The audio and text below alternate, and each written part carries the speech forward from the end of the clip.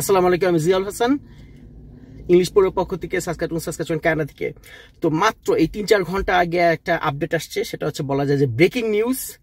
এবং এই নিউজটা কনসার্ন করে হচ্ছে যারা কানাডায় পড়তে আসতে চাচ্ছেন বা অলরেডি কানাডায় পড়াশোনা করতেছেন তাদেরকে, মানে সরাসরি তাদের জন্য বেশ কিছু চেঞ্জ আসছে। যে চেঞ্জগুলা সুখকর না, বলা যায় যে একটু কঠিনই করছে, যদিও খুব বেশি ভয়ের কিছু নাই। তো এই চেঞ্জগুলো দিয়েই আমি ভাবলাম যে আমি খুব দ্রুত একটা ভিডিও বানায় ফেলি, যা ৪-৫ মিনিটের একটা ভিডিও। যাই হোক, এখন মূল টপিকে যাওয়ার আগে যেটা সবসময় বলি আর কি, আমি একজন ইমিগ্রেশন কনসালটেন্ট, আমি একজন RCSE। আমাকে আপনারা প্রশ্ন করতে পারেন যে কোনো ইমিগ্রেশন কানাডা লাইফ টাইফ নিয়ে। তো আমাকে প্রশ্ন করতে হবে আমার এই চ্যানেল, ইংলিশ পড়ুয়া চ্যানেল, যেটা আমার ইউটিউব চ্যানেলটা, সেই চ্যানেলে যে কোনো ভিডিও নিচে কমেন্ট বক্সে আমাকে প্রশ্ন করলে আমি ১-২ দিনের মধ্যে উত্তর দিব। আর যারা এই ভিডিওটা ফেসবুকে দেখতেছেন, ফেসবুক ইংলিশ মানে আমার যে পেজটা আছে সেই পেজে দেখতেছেন, তো আমি ফেসবুকে সাধারণত একবার একটা পোস্ট দিয়ে ওইটা আর খুব বেশি মানে আমি ওখানে যাই না বা সেমনি করে ওইটা আসলে খুব একটা অ্যাটেন্ড করি না। তাই এই ফেসবুকে যারা ভিডিওটা দেখতেছেন, এই ভিডিওর নিচের কমেন্ট বক্সে আপনারা আমার ইউটিউব চ্যানেলের লিঙ্ক পাবেন।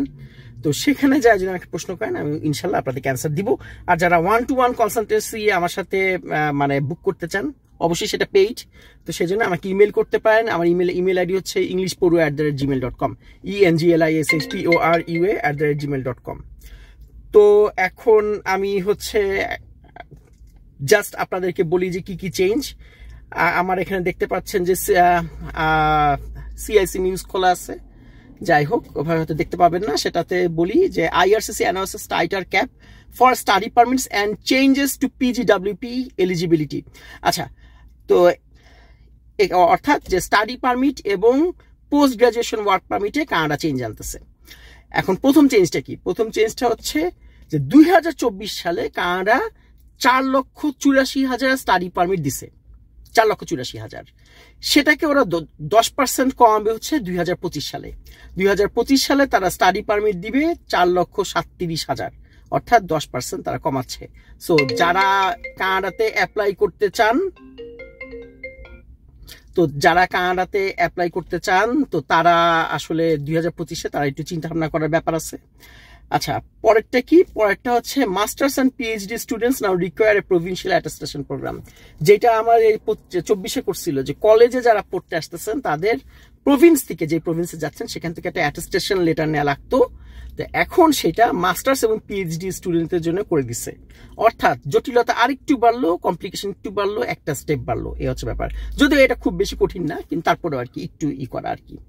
আচ্ছা, এবার হচ্ছে PGWP এলিজিবিলিটি। অর্থাৎ এখন থেকে এই সামনে নভেম্বরের 1 তারিখের পর থেকে যে কোনো স্টুডেন্ট, সে যেই হোক, সে সরাসরি অ্যাপ্লাই করলেই PGWP পাবে না, তাকে বাড়তি একটা রিকোয়ারমেন্ট ফুলফিল করতে হবে। যারা হচ্ছে মাস্টার্স, মানে যারা হচ্ছে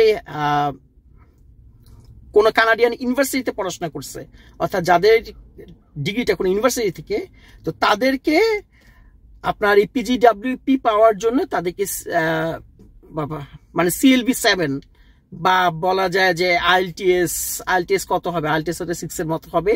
তো এই পরিমাণে স্কোর তার পাইতে হবে, অর্থাৎ তাকে হয়তো IELTS বা CLB দিয়ে নিতে হবে, যেটা খুব কঠিন কিছু না। আর যারা কলেজ গ্রাজুয়েট, অর্থাৎ যারা কলেজ থেকে পাস করছে, তাদের জন্য এটা হচ্ছে CLB5। তো CLB5ও আসলে এটা কিছু না, কানাডা কলেজে কেউ যদি পড়াশোনা করে থাকে তাহলে সেটা আসলে খুব বিগ ডিল না। আচ্ছা, এবার হচ্ছে স্পাউসাল ওপেন ওয়ার্ক পারমিট, অর্থাৎ ইন্টারন্যাশনাল স্টুডেন্টরা যখন এখানে পড়তে আসে বা যা পড়াশোনা শেষ করে যখন তারা জব পায়, তো সে সময় বা ধরেন যারা ফরেন ওয়ার্কার, তো তাদের যে স্পাউসাল যে ওয়ার্ক পারমিট পায় সেটা স্পাউসাল।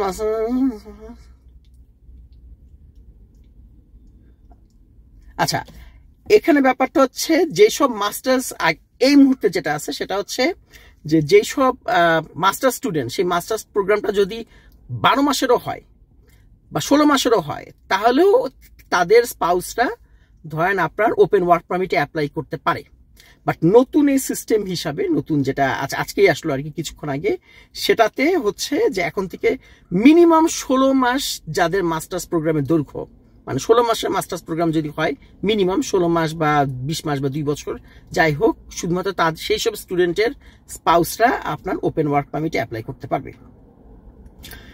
এই হচ্ছে ব্যাপার, মোটামুটি আসল জিনিসগুলা এগুলাই আর কি। এখন এগুলা কানাডা কেন করতেছে? এগুলা করতেছে কারণ আনএমপ্লয়মেন্ট রেট বিশাল বাইরে যাচ্ছে। আনএমপ্লয়মেন্ট রেট রিসেন্টলি আরেকবার বাড়ছে। যাই হোক, the has risen from 6.4 to 6.6। এই মোটামুটি গত 1-2 মাসের মধ্যেই 6.4 থেকে কানাডা আনএমপ্লয়মেন্ট রেট 6.6 হয়ে গেছে। এ হচ্ছে ব্যাপার। আর সেজন্য কানাডা হচ্ছে গিয়ে আর ওভাবে করে পারতেছে না, এত লোক নিতে পারতেছে না, হচ্ছে ব্যাপার। আর এখন আরো কিছু আছে নাকি, জাস্ট একটুখানি দেখিস। আচ্ছা, এছাড়াও আমরা জানি যে আগে মোটামুটি কানাডা আরো কিছু আনছিল, মেজার্স আনছিল। সেটা যেরকম হইতেছে গিয়ে যে মানে প্রাইভেট কলেজ থেকে পড়লে পিজিডাব্লিউপি পাওয়া যাবে না। তারপরে ধরেন পোস্ট গ্রাজুয়েট ডিপ্লোমা করা স্টুডেন্টদের মানে হচ্ছে গিয়ে যদি কোনো প্রাইভেট কলেজ থেকে হয় তাহলে সে পিজিডাব্লিউপি পাইতো না। তারপর হচ্ছে আরো একটা সেকেন্ড, জাস্ট এখানে কি জানি দেখলাম। হ্যাঁ, তারপর হচ্ছে স্টুডেন্ট আরো কমায় দেয়া, স্টুডেন্ট ভিসা কমায় দেয়া, যাক এরকম আরো বেশ কিছু তারা আনছিল। তো সেগুলো প্রত্যেকটা নিয়ে আগে ভিডিও আছে এই চ্যানেলে, আপনারা এগুলো দেখতেই পারেন।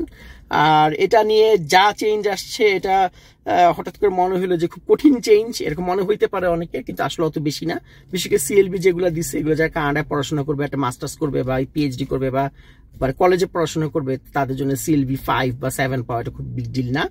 এই হচ্ছে ব্যাপার। আর প্রভিন্সিয়াল অ্যাপ্রুভাল লেটার, সেটাও আসলে খুব বেশি বিগ ডিল না, জাস্ট একটু কমপ্লিকেশন বাড়লো, এই হচ্ছে ব্যাপার। আর সেরকম কিছু না।